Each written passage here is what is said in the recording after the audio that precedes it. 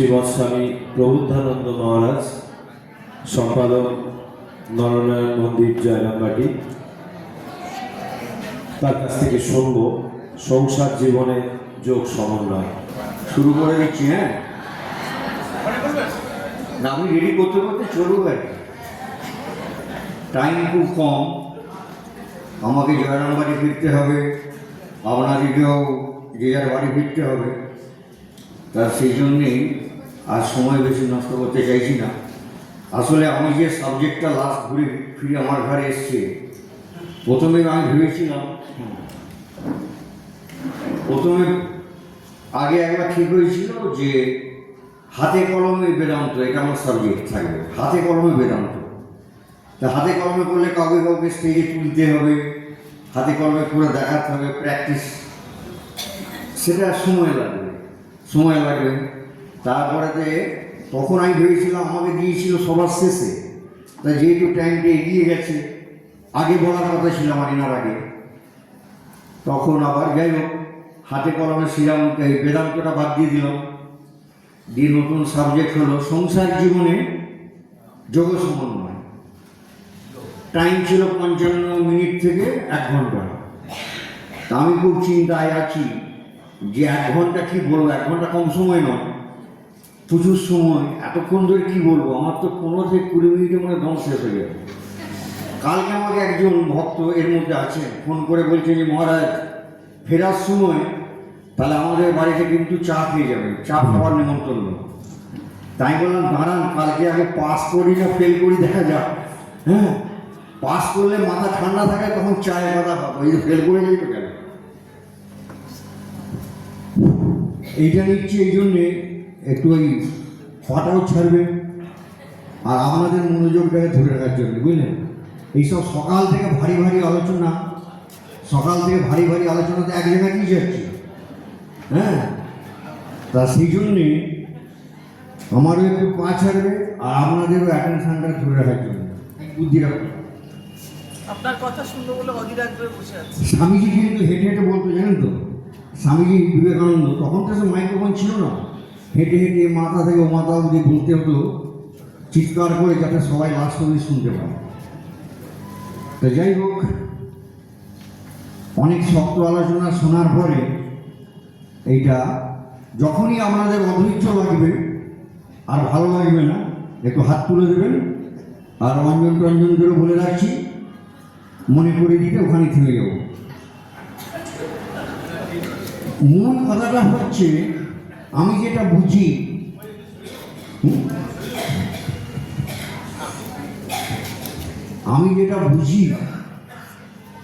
সেটা হচ্ছে স্বামীজি এক জায়গায় বলছেন বুদ্ধদেব খুব বিরাট মানুষ ছিলেন, যীশুখ্রিস্ট খুব বিরাট মানুষ ছিলেন, হ্যাঁ, রাম বিরাট মানুষ ছিলেন, তাতে আমার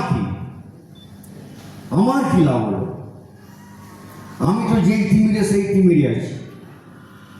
সেই জন্য আমার সাবজেক্ট হচ্ছে এইটা, সংসার জীবনে, সংসারে থেকে, এই নানান ঝঞ্ঝাটের মধ্যে থেকে, তেল ঝাল নুন মশলা, ছেলে মেয়ের বায়না, হাজারটা ঝক্কি, এই সব সামলে আমি কি করে এগোবো, আমার কি করে লাভ হবে, আমি কি করে শান্তি পাবো, এটা হচ্ছে আমার সাবজেক্ট। বাকি হচ্ছে থিওরি, তত্ত্ব, আমার জেনে ভাব নেই। এবারে দেখতে হবে যে এই যে আপনারা যে এতজন যে এখানে এসেছেন টাকা দিয়ে টিকিট কেটে, তার মানে এটা একটা শুভ লক্ষ্য, মানে ভগবান কৃপা করেছেও বলতে পারি, বা আপনারা একটু ব্রেনটাকে খাটান, ভাবেন, চিন্তা করেন, এটা বলতে পারি। তাহলে আর 5 জনের মতো, আর 5 জন যা করছে মেলা খেলা করে বেলা কাটানো, আমরা করতে পারতাম। সেইটা না করে যে এসেছেন এতক্ষণ ধরে শুনছে, এটা একটা পজিটিভ সাইন। তার মানে ঘুম ভাঙছে, ভোর হচ্ছে, চেতনা জাগছে। এবারে সংসার, প্রথমে আছে সংসার, তারপরে আছে জীবন, তারপরে আছে যোগ, তারপর আছে সমন্বয়। এবার এই সংসারটা কি মোটামুটি আপনারা বুঝে গেছেন। ঠাকুরের ভাষা। ঠাকুর বলছে সংসার সমান আমরা, বুঝলেন তো? আমরা আঁটি চামড়া, শ্বাস কিছু নাই, খেলে অম্লসুর, ভুসি মাল, পুরো ভক্কা, পুরো ধাপ্পা, তাকে বলে সংসার। মাঝে মাঝে মনে হয় যে আমরা যেন একটা জেলখানায় বন্দি হয়ে গেছি, যেন কয়েদির জীবন, যেন হাঁপিয়ে ওঠা। সেদিন একজন ভদ্রমহিলা জয়রামবাড়িতে বললেন, মহারাজ আর সংসার ভালো লাগছে না। ঠাকুর বলেছেন যে এক হাতে সংসার করো আর এক হাতে ভগবানকে ধরে থাকো। বলছে আমার সেটাও ইচ্ছা হচ্ছে না, মনে হচ্ছে দু হাতে এবার ঠাকুরকে ধরি, দু হাতে ঠাকুরকে ধরি। বলছেন, বলতে বলতে কাঁদছে এবং তার হাজব্যান্ডের সামনে, হাজব্যান্ডও তিনিও ধার্মিক, রামকৃষ্ণ মিশনে দীক্ষিত, স্বামীর সামনেই বলছেন সংসার আর ভালো লাগছে না, এক হাতেও ধরে থাকতে ইচ্ছে করছে না, মনে হচ্ছে দিনগুলো চলে যাচ্ছে বৃথা, কি করলাম। এগুলো পজিটিভ সাইন আছে। সংসারে অনেক ভালো ভালো ভক্ত কিন্তু আজও আছে। কালকেও একটা বাড়িতে গেছিলাম, সংসারীদের বাড়ি, তা বলছে যে আমরা আজ বহু বছর ভাই বোনের মতো থাকি। তাহলে এরকম ভক্ত আছে, ঠাকুরের বাণীকে পালন করার চেষ্টা করছে, এরকম কিন্তু আছে। সুতরাং সবটাই খারাপ নয়, সবটাই খারাপ নয়। সংসারের বৈশিষ্ট্য কি? প্রথমেই আছে সম, ঠিক আছে, সম। আর সংসরতি ইতি সংসার, যেটা সরে সরে সরে সরে চলে যায় তাকে বলে সংসার। চেঞ্জিং, পরিবর্তনশীল, একভাবে থাকে না। হ্যাঁ, আপনি প্রথমে ভাবলেন যে স্বামীকে কবজা করবো, আমার হাতের মুঠোয় রাখবো, কিছুদিন পরে দেখলেন যে সে ঘুরে বাড়ি, ও বেয়ারা লোক, নিজের মতেই চলে, আপনার কোনো কথা শুনছে না।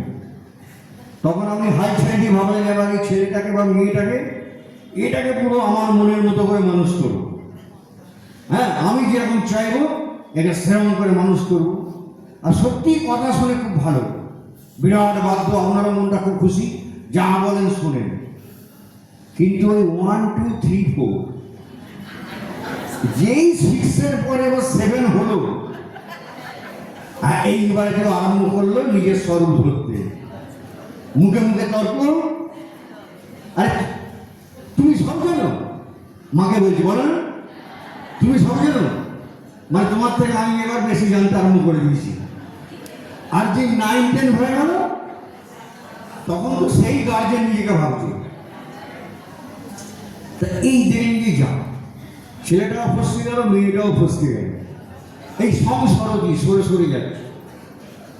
আমাকে একজন বিহারের বাড়িতে একজন বুড়ি প্রণাম করে বলছে, মহারাজ আশীর্বাদ করুন। এখন কি আশীর্বাদ চান?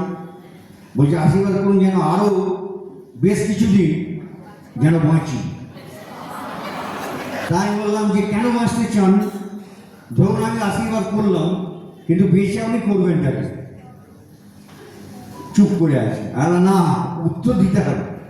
হ্যাঁ, আর এতদিন তো বাঁচলেন, বেঁচে হয়েছেটা কি? হয়েছেটা কি আর বললো না।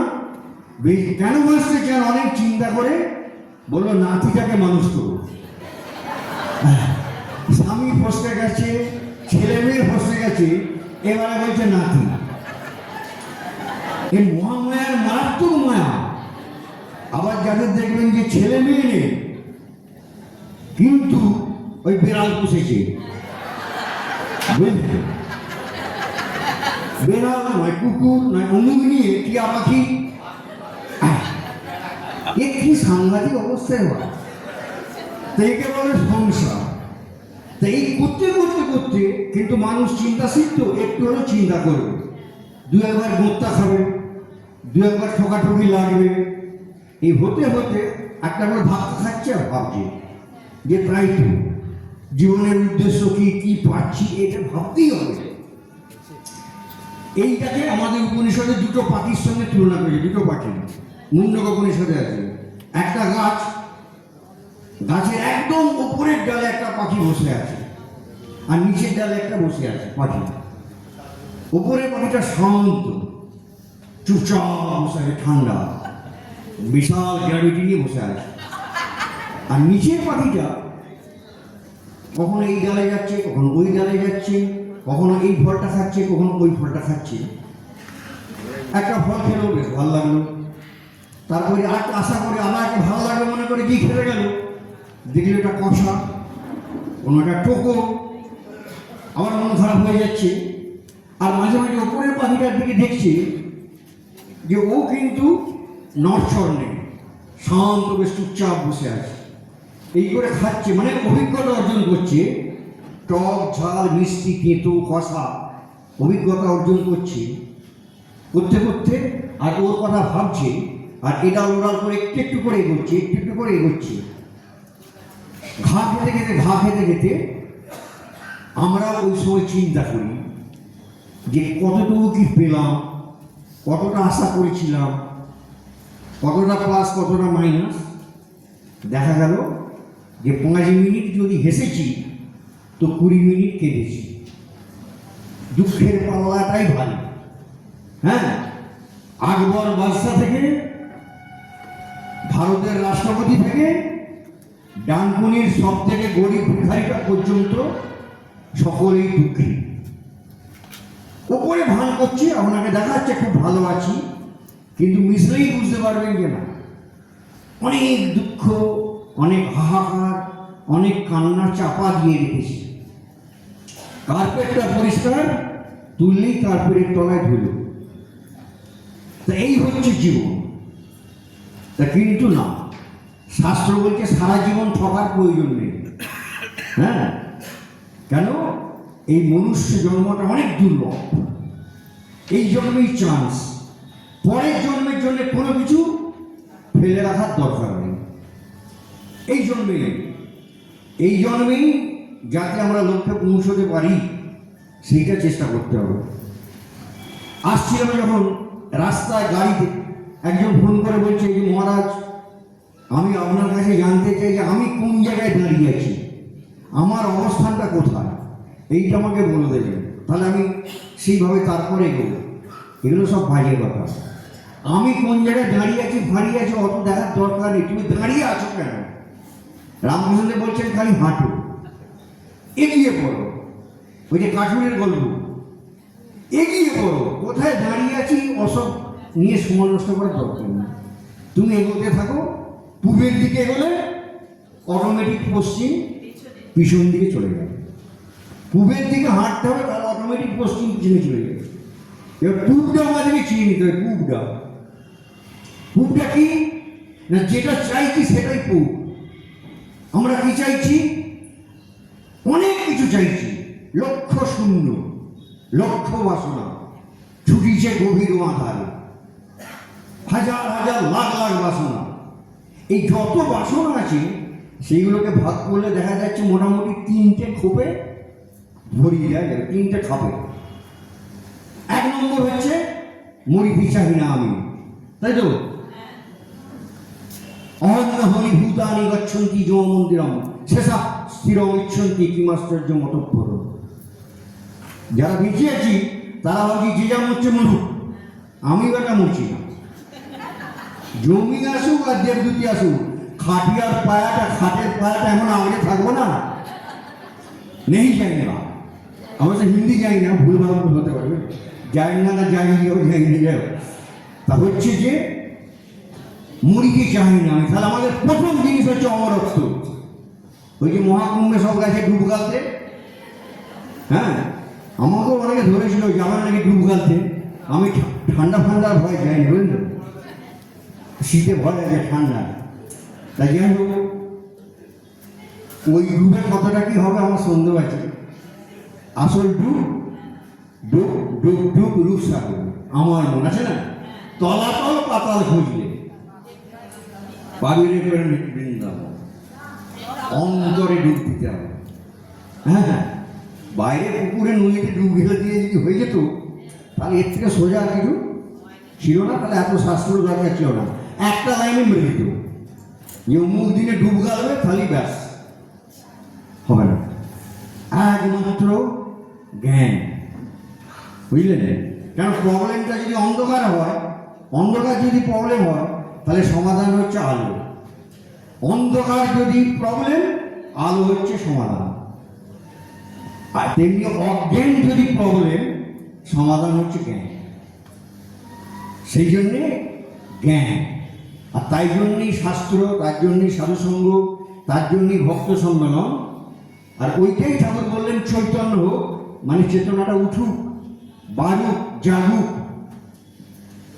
চৈতন্য মানেই জ্ঞান। এই জ্ঞান, ওইটা হচ্ছে কূপ।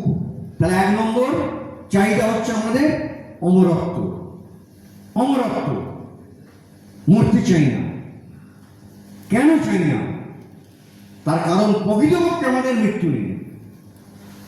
প্রকৃতপক্ষে আমাদের মৃত্যু নেই, এই জন্যই আমরা মরতে চাই না। এবারে আমাদের যে মৃত্যু নেই এটা প্রমাণ করতে গেলে এখানে হবে না, বুঝলেন? তাহলে আবার ঘুম পেয়ে যাবে। ওই জন্য আমি ওই লাইনে হাঁটছিলাম। 2 নম্বর হচ্ছে আর কি চাই? নেক্সট চাওয়াটা হচ্ছে ওই যে বললাম জ্ঞান। আমরা জানতে চাই আরো আরো আরো। ছোটবেলায় 1000টা প্রশ্ন করেছে, মা ওটা কি ডাকছে? বললেন বেড়াল। কেন ডাকছে? খিদে পেয়েছে হয়তো। কেন খিদে পেয়েছে? ও অনেকক্ষণ ওকে হয়তো ওর মা খেতে দেয়নি।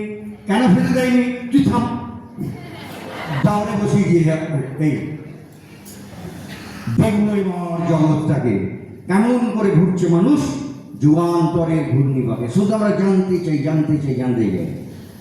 বোকা হয়ে থাকতে চাই না, মূর্খ হয়ে থাকতে চাই না, জানতে চাই। তার কারণ প্রকৃতপক্ষে আমরা সর্বজ্ঞ, প্রকৃতপক্ষে আমরা জ্ঞানস্বরূপ। একে বলে সে চিৎ। ওই যে মরতে চাই না, ওটা হচ্ছে সৎ। সৎ মানে হচ্ছে অমর, আর এই চিৎ মানে হচ্ছে জ্ঞান। দুটো হয়ে গেল। আর 3 নম্বর হচ্ছে আমরা হচ্ছে দুঃখ চাই না, সুখ চাই, কিন্তু সুখটা এসে পালিয়ে যায় এটা চাই না, তাই তো? আমরা চাই সুখটা যেন থেকে যায়। তাহলে আমরা চাইছি দুঃখবিহীন চিরস্থায়ী সুখ। এই যে দুঃখবিহীন চিরস্থায়ী সুখ, এটাকে বলে আনন্দ। এটাকে বলে আনন্দ, বুঝলেন? তাহলে আমরা যেটা চাইছি কিন্তু ওটাকে পাচ্ছি কি? পেয়েছি কেউ? সাধু বাবার আগে আমি অনেককে জিজ্ঞাসা করেছিলাম যে বুকে হাত দিয়ে বলুন তো আপনি তৃপ্ত কিনা, আর ইউ স্যাটিসফাইড? একজনও বলতে পারেননি যে হ্যাঁ আমি তৃপ্ত, আমি স্যাটিসফাইড। কিন্তু বেলুর মঠে একজন বয়স্ক মহারাজ বলেছিলেন যে আমি তৃপ্ত। তখন আমি ভাবলাম তাহলে নেড়াদের দলই নামটা লেখানো যাক। এই যাই হোক, নিজের কথা বেশি ভালো নয়, কথায় কথায় এসে গেল। তা এখন হচ্ছে তাহলে আমরা কি চাইছি? অমরত্ব, জ্ঞান আর আনন্দ বা শান্তি। তাহলে আমাদের সব চাকে এই 3টে ভাগে ভাগ করে দেওয়া গেল। সৎ, চিৎ, আনন্দ জুড়ে দিলে সচ্চিদানন্দ মানে ব্রহ্ম, মানে আত্মা, মানে আমরা আসলে যেটা, আমরা আসলে যেটা আমরা সেটাই চাইছি।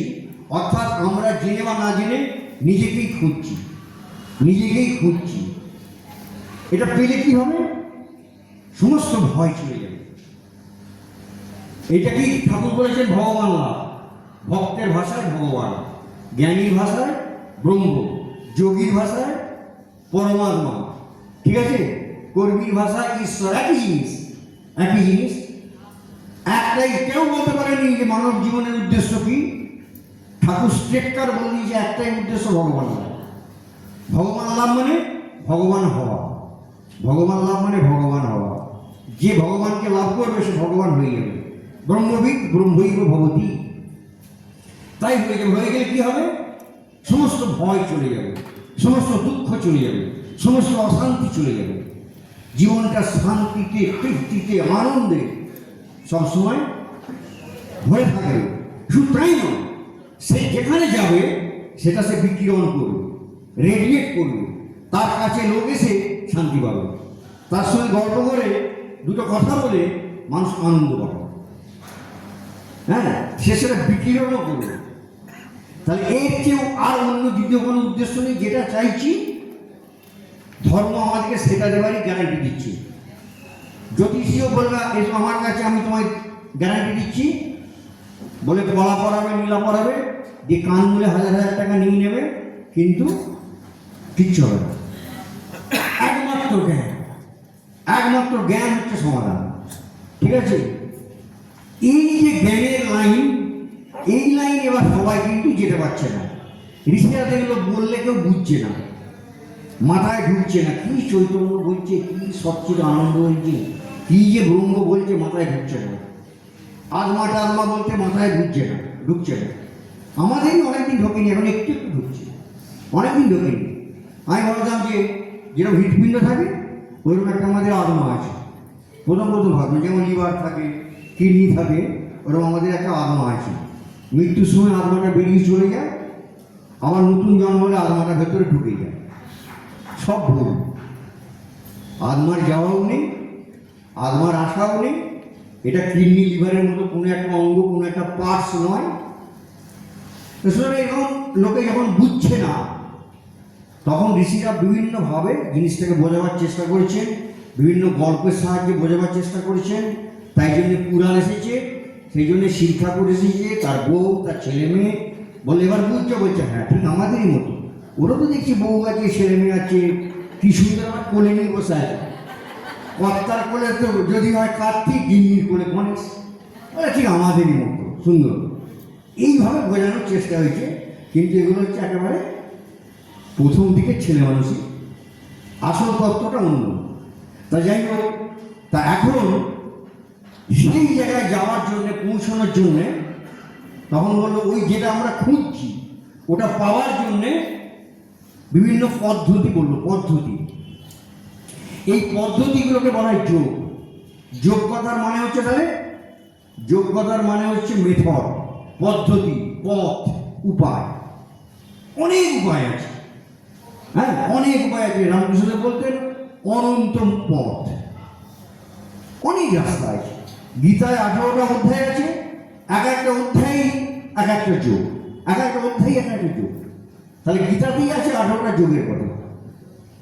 এই যত যোগ আছে সেইগুলোর মধ্যে মেন হচ্ছে 4টে। মেন 4টে, এগুলো জানেন 4টে: জ্ঞানযোগ, রাজযোগ, হ্যাঁ, ভক্তিযোগ, কর্মযোগ। এই মেন হচ্ছে 4টে যোগ। তাহলে এই 4টে যোগ মানে 4টে পথ, 4টে উপায়। আমরা যেটা চাইছি সেটাকে এক কথায় বলছি ভগবান লাভ বা আনন্দ লাভ বা শান্তি লাভ, যেটা বললাম এতক্ষণ। সেইখানে পৌঁছানোর রাস্তা হলো 4টে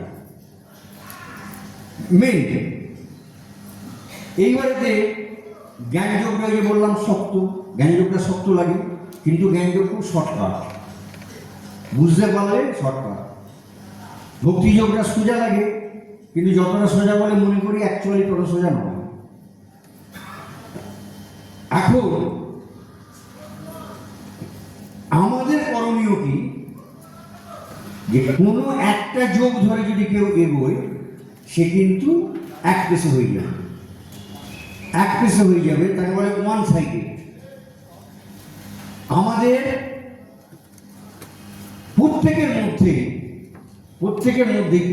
মনের মধ্যে অনেকগুলো বিভাগ আছে, অনেকগুলো ফ্যাকাল্টি আছে। যেমন আমরা প্রত্যেকেই চিন্তা করি, আমরা প্রত্যেকেই আলোচনা করি, আমরা প্রত্যেকেই ভাবি, আমরা যুক্তিও খুঁজি, আমরা বিচার করি। অর্থাৎ আমাদের এই ফ্যাকাল্টিটাকে পুষ্ট করবে জ্ঞানযোগ।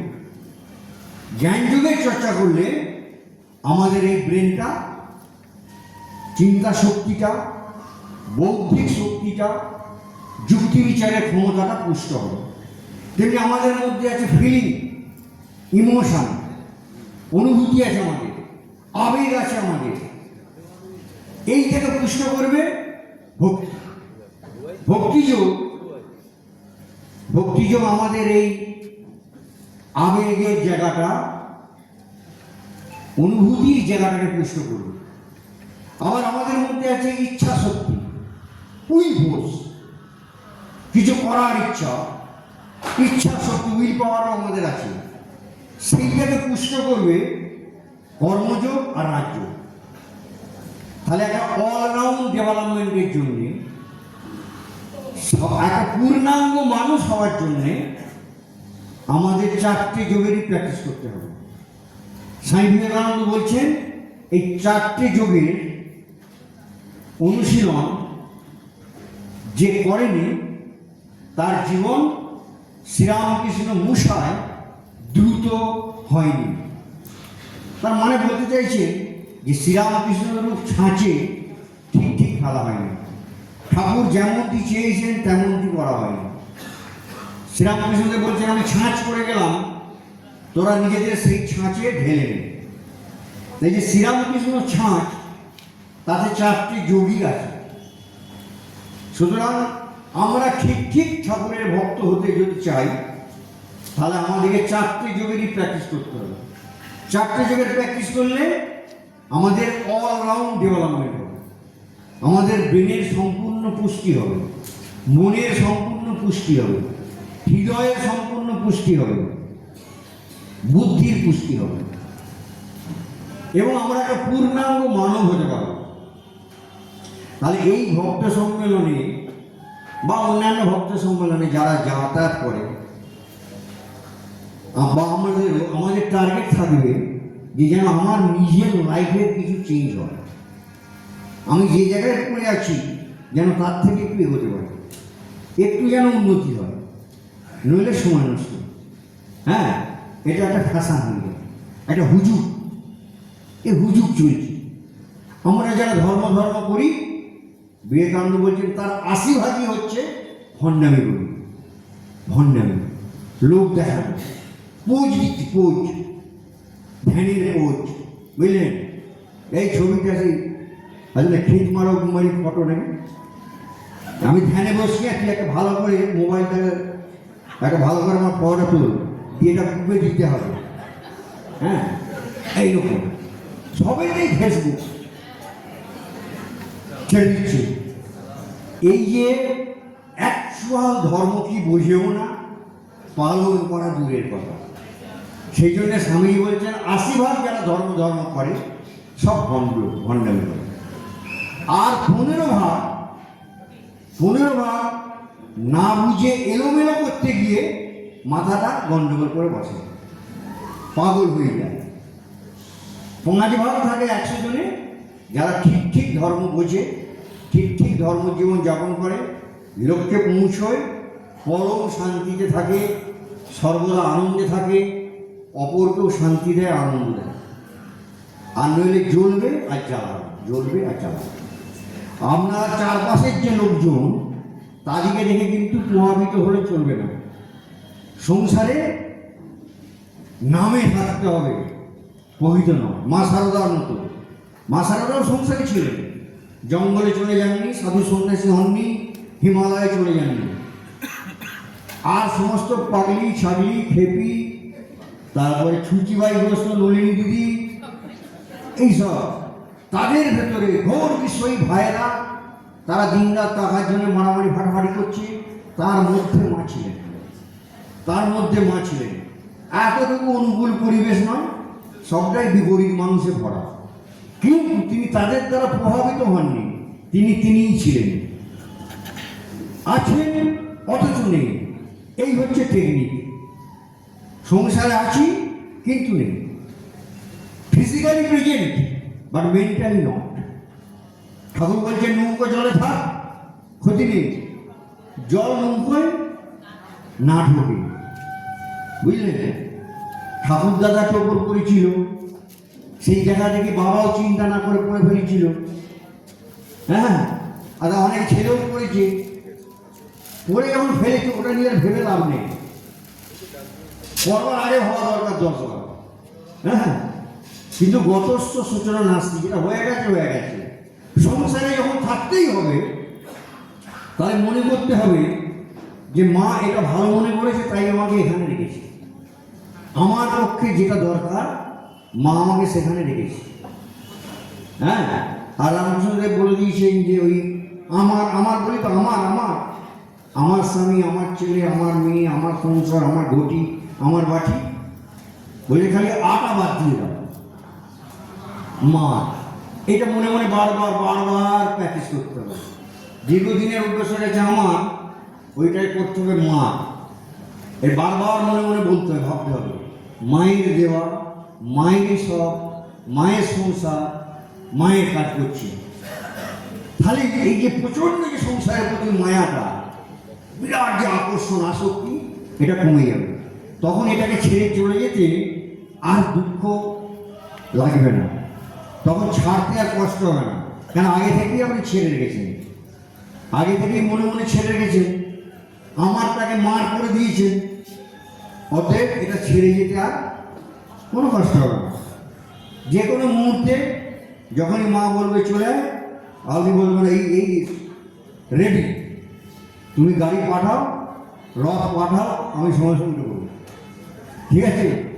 তা এখন এই যোগ সমন্বয়, এটা কিভাবে সংসারে থেকে পড়া যাবে, কিভাবে সংসারে থেকে পড়া যাবে না। প্রথম কথা হচ্ছে, সংসারীদের 5 রকমের ঋণ আছে, 5 রকমের। 5টা ঋণ শোধ করবার জন্য 5টা যজ্ঞ মিনিমাম করতে বলেছে। আমরা জানেন, আরেকবার বলি। একটা বলছে ব্রহ্মযজ্ঞ, আর একটা হচ্ছে দেবযজ্ঞ, আর একটা আছে নৃযজ্ঞ, আর একটা আছে পিতৃযজ্ঞ, আর একটা আছে ভূতযজ্ঞ। এই 5টা যজ্ঞ আপনারা জানতে অনেকেই করেন, কিন্তু জেনে করলে ভালো। ব্রহ্মযজ্ঞ, এটা কীভাবে করতে হবে? গৃহস্থকে 5টা যজ্ঞ করতে বলেছে। ব্রহ্মযজ্ঞ কী হবে না, এখন বর্তমানে ব্রহ্মযজ্ঞ করতে গেলে হচ্ছে শাস্ত্রপাঠ। হয় গীতা, নয় রামকৃষ্ণ কথামৃত, এই দুটোর যে কোনো একটা মিনিমাম পড়ার চেষ্টা করবে। হয় গীতা নইলে কথামৃত, এই দুটোর যে কোনো একটা রোজ একটু হলেও পড়লে ওটা হয়ে গেল ব্রহ্মযজ্ঞ। 2 হচ্ছে দেবযজ্ঞ। দেবযজ্ঞ হচ্ছে কী করতে হবে না, আপনার যে ঠাকুর ঘর আছে, যেখানটা আপনার ঠাকুর আছে, সেইখানে প্রতিদিন একটু সময় দেওয়া, ঠাকুরের কাছে একটু চুপটি করে বসা, একটু রুমাল দিয়ে মোছালেন, হ্যাঁ, বাংলায় কথা বলতে বলতে মায়ের ফটোটা কোলে নিলেন, নিয়ে বললেন যে মা তুমি এখন একটু চোখটা বন্ধ করো, আমি কিন্তু তোমাকে মোছাবো রুমাল দিয়ে, আর চোখ চাইবি না, লেগে গেলে কিন্তু আমি জানি না, আমার দোষ নেই। মায়ের সঙ্গে কথা বলে সুন্দর করে নরম একটা তুলো নিয়ে মাকে মোছান, ঠাকুরকে মোছান, তারপরে দেখো ফুল দিয়ে সাজান। ভালো করে সাজালে 50% পুজো কমপ্লিট। সাজানো যদি ভালো হয়, অর্ধেক পুজো হয়ে গেল। ঠিক আছে? এইবার আপনি যেভাবে পুজো করেন করুন, কিন্তু সিম্পল ওয়েতে। পুজোতে বেশি টাইম দেওয়ার কথা কেউ বলছে না। সিম্পল করতে গেলে কী করতে হবে? যেরকম পাখির চোখে তীর মারতে গেলে শুধু পাখির চোখটাই দেখতে হয়, চারিদিকে তাকালে হয় না। ঠিক সেই রকম আমাদেরও টার্গেট একটা থাকবে, তাকে বলে ইষ্ট। কিন্তু বেশিরভাগ হিন্দু ঠাকুর ঘরে হচ্ছে মিউজিয়াম, যেখানেই যাচ্ছে 2-4টে কিনে নিয়ে চলে আসে, বুঝলেন? কালী ঠাকুরের যে কত আছে, তারাপীঠ থেকে নিয়ে এসছে, আবার দক্ষিণেশ্বর থেকে কিনেছে, আবার কালীঘাট থেকে কিনেছে, শিবও আছে 20 ঘন্টা, এই করে ভক্তি। এবার একে জল দিতে, ওকে ফুল দিতে, ওকে নকুল দানা দিতে টাইম শেষ। ওটা নয়, বেশিরভাগকে সাইড করে দিন, বুঝলেন? কুলুঙ্গিতে তুলে দিন, গঙ্গায় ফেলে দিন, বস্তায় ভরে নদীতে ফেলে দিন, কোনো প্রয়োজন নেই। গুরু ইষ্ট, আর ম্যাক্সিমাম জল ঢালা ঢালার জন্য একটু শিব। আর সংসারে যতই বলি শুনবেন না, মা লক্ষ্মী থাকে অবশ্যই। তাহলে এই তো হয়ে গেল 4টে, শিব, মা লক্ষ্মী, আর রইল গুরু আর ইষ্ট। এই রে লিস্ট বানালে কিন্তু লিস্টে শেষ নেই। একান্ত তখন ভাবতে হবে যে আমার ইষ্টই গোপাল রূপে আছে। আমি একজনকেই পুজো করছি নানান রূপে, বিভিন্ন অনেকজন নয়, কিন্তু একজনকেই আমি বিভিন্ন রূপে পুজো করছি। হয়ে গেল। তাহলে এই যে একটুখানি পুজো করলেন, সাজালেন, এইটা হয়ে গেল দেবযজ্ঞ। তারপরে রইল পিতৃযজ্ঞ। পিতৃপুরুষের প্রতি, পূর্বপুরুষের প্রতি যে আমাদের ঋণ, সেইটাকে শোধ করতে হবে, অর্থাৎ কৃতজ্ঞতা, তাদের প্রতি কৃতজ্ঞতা প্রকাশ করা, শ্রদ্ধা প্রকাশ করা। যাদের বাবা মা আছে তারা বাবা মাকে শ্রদ্ধা করবে, সেবা করবে। এই হচ্ছে পিতৃযজ্ঞ। না থাকলে ওই জন্য তর্পণের বিধি, অর্থাৎ তাদের উদ্দেশ্যে জল দেওয়া, হ্যাঁ, বাবা মাকে ভুলে না যাওয়া, তাদের প্রতি যতটা আমাদের কর্তব্য সাধ্যমতো করার চেষ্টা করা, এটা হলো পিতৃযজ্ঞ। তারপরে হচ্ছে নৃযজ্ঞ। নৃ মানে হচ্ছে মানুষ, আপনার চারপাশে যারা আছে, আপনার বাড়ির লোকজন, চ্যারিটি বিগিনস অ্যাট হোম, বাড়ির লোকজন, পাড়া প্রতিবেশী, আপনার সামনে গিয়ে এসে হাজির হয়ে যাচ্ছে অতিথি, তাকে নারায়ণ জ্ঞানে সেবা করা। এই জন্য বলে অতিথি দেবো ভব।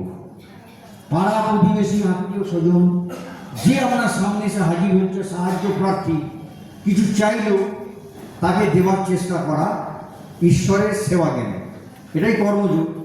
আর যদি সেরকম না হয় তাহলে কোনো একটা প্রতিষ্ঠান যেখানে গরিব মানুষকে খেতে দেওয়া হয়, গরিবের সেবা হয়, সেখানে ডোনেট করুন।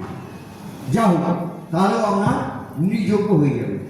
হয় আপনি নিজে হাতে করুন, কিন্তু নিজে যদি করতে না পারেন তাহলে যে প্রতিষ্ঠান বা সংস্থা গরিব মানুষের জন্য সেবা কাজ করছে সেখানে কিছু আপনি মানি অর্ডার করে দিলেন বা এখন গুগল পে করে দিলেন, এইসব। তারপর এটা গেল নৃযজ্ঞ। আর লাস্ট হচ্ছে ভূতযজ্ঞ। ভূত মানে হচ্ছে প্রাণী। আপনার বাড়িতেই রয়েছে আশপাশে যেসব অবলা জীব প্রাণী, বিড়াল আছে, কুকুর আছে, পাখি আছে, হ্যাঁ, পিঁপড়ে আছে, তারাও যাতে কিছু পায়। গরু মা বলছেন যে পুকুরে নষ্ট না করে গরুকে দাও, গরুকে দেওয়া না তাকে পুকুরে ফেলে দাও, মাছ খাবে। হ্যাঁ, তো এরকম তাদেরকেও কিছু সেবা করা, তারাও আপনার মুক্তি আছে। এই হচ্ছে ভূতযজ্ঞ। এই পাঁচটা করলেই মোটামুটি অনেকটাই হয়ে গেল, গৃহস্থদের অনেকটাই হয়ে গেল। আর এর সঙ্গে যে আমাদের চেষ্টা করতে হবে, আমরা কি করি, দুদিন করেই হাতে নাতে সঙ্গে সঙ্গে ফল না পেলে হতাশ হয়ে যায়, রাতারাতি ফল চাই, একটু ফল চাই। আমি একজনকে বলেছিলাম যে জয়রামবাড়িতে এসেছিস, মায়ের কাছে গিয়ে মায়ের কাছে প্রার্থনা করবি, হ্যাঁ, মায়ের কাছে যা চাইবি পাবো। মা খুব জাগ্রত, মায়ের কাছে বললেই হবে। তো সে গেল, গিয়ে মায়ের কাছে প্রার্থনা করে এলো, এসে খানিকক্ষণের মধ্যে, 1 ঘন্টাও যায়নি, ওই যে মা তো কিছু শুনলো না, ও 1 ঘন্টার মধ্যে হয়ে যাচ্ছে, তা মা তো কিছু শুনলো না। তা এইরকম হচ্ছে আমাদের অধৈর্য। অধৈর্য হলে হবে না। ভগবান আছেন, তিনি জীবন্ত, তিনি বাস্তব, তিনি সত্য, তিনি কান খড়কে মানে প্রতিটি কথা শুনতে পান, মনের প্রত্যেক অন্তর্যামী মানে আমার ভেতরের কথাও শুনতে পান, দেখতে পান। সুতরাং নো টেনশন, তিনি শুনছেন, জানছেন। আপনার দেওয়া প্রতিটি ভালোবাসার নৈবেদ্য, প্রতিটি শ্রদ্ধার অফারেন্স তিনি সানন্দে গ্রহণ করছেন। আপনি যে মালাটা তাকে দিলেন, ওটা উনি আনন্দে পড়লেন। আপনি বুঝতে পারুন না নাই পারেন, আপনি ভালোবেসে যা দিচ্ছেন তিনি কিন্তু ওটা গ্রহণ করছেন। বলছেন পত্রং পুষ্পং ফলং ত্রয়ং জমে ভক্তা প্রযচ্ছতি তদহং ভক্তু প্রহিত অস্নামী পূজতার্ম। ভালো ফল নিতে পারে দাও, ফল না থাকে ফুল দাও, পুষ্প, ফুল না থাকে পাতা দাও, পাতা, পত্র, একটা বেল পাতা দাও, তুলসী পাতা দাও, হবে। কিছুই করে না, 1 গ্লাস জল দাও, তৈও। কিন্তু আমি ওটা গ্রহণ করি, অস্নামী, আমি খেয়ে থাকি। যদি প্রযতার্মণ, যত্ন করে দাও, যদি একটু যত্ন করে দাও, ভালোবেসে দাও। 1 গ্লাস ঠান্ডা জল গরমকালে ঠাকুরের কাছে রেখে ঢাকা দিয়ে বলুন, 1 গ্লাস ঠান্ডা জল তোমার জন্য আমি রেখে গেলাম ঢাকা দিয়ে। হ্যাঁ, আমার অনেক কাজের তারা আছে, অফিসে যাব, সময় নেই। তোমার যখন চেষ্টা পাবেন একটু খেয়েও কিন্তু। বাংলায় বলুন, কোনো সংস্কৃত মন্ত্র লাগবে না। নিজের বাবার সঙ্গে যেমন কথা বলে, নিজের মায়ের সঙ্গে যেমন কথা বলে, ভীষণ ভগবান খুশি হবে। সারাদিন মন্দিরে বসে অপেক্ষা করে কখন একটা ভক্ত আসবে, কিন্তু ভক্তের দেখা নেই, সব ভিখারির দেখা।